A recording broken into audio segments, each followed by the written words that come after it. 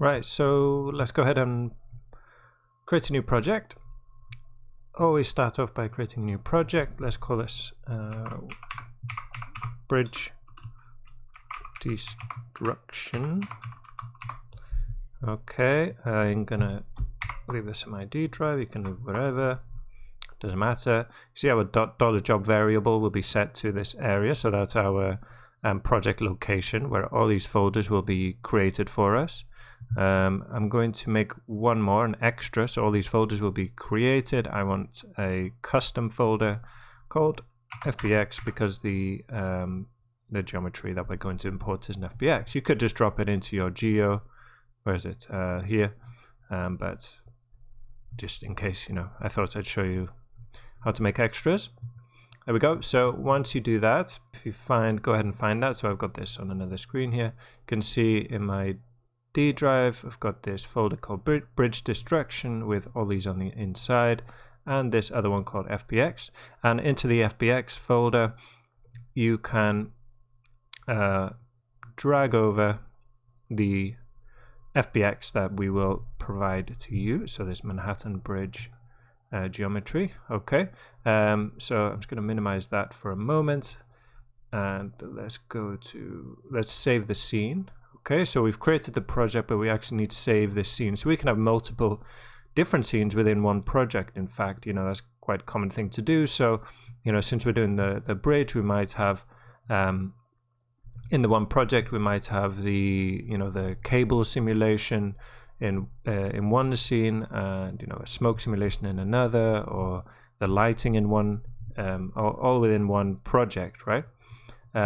So we'll go ahead and save. So when we've got saved now, we can see that $job again. So this $job is putting us here. You can see since we've got that FBX, that proves that we're in the correct place.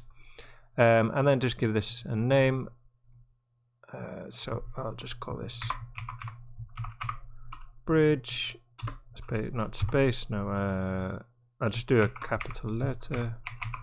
Bridge distro version 1. Click accept on that. And then in terms of the scene, I'm just going to, you might have the origin gnomon thing there, just in case it looks different to mine. I normally turn that off. Okay, just this thing here. Press D, by the way, to get your display options there. I just use this one in the corner instead of this big one in the middle. It's a bit distracting. We don't need the grid. I'm also going to hide these parameter panes as take list. I barely ever use that. Performance monitor we don't need. I prefer to just use this. Drop a geometry folder here. If you press P on your keyboard, then we get the parameters, the same thing we had above earlier. Okay, and then so if you want to save, normally I work with two screens and I have two windows open at the same time. You can see here I've got a two-screen build set up. You can see I've got all these kind of default ones. Technical one is good if you want to do some Python stuff. But if you want to create your own one, if we go back to build, you can see it's saved the changes I've made there. It won't save it for when you open another scene. But if you do want to save it for, so you've got it in a list here, just go to save current desktop as, and we can just call it we'll call it my desktop. My desktop, like that. Okay. And then you can see we've got it there now. So whenever you open Houdini, that will be available to you. And let me just show you this file. If I go back here now, you can see the HIP file is saved from where we saved the scene earlier as well. Okay. You can also, I think, save, you can save specific desktops in here.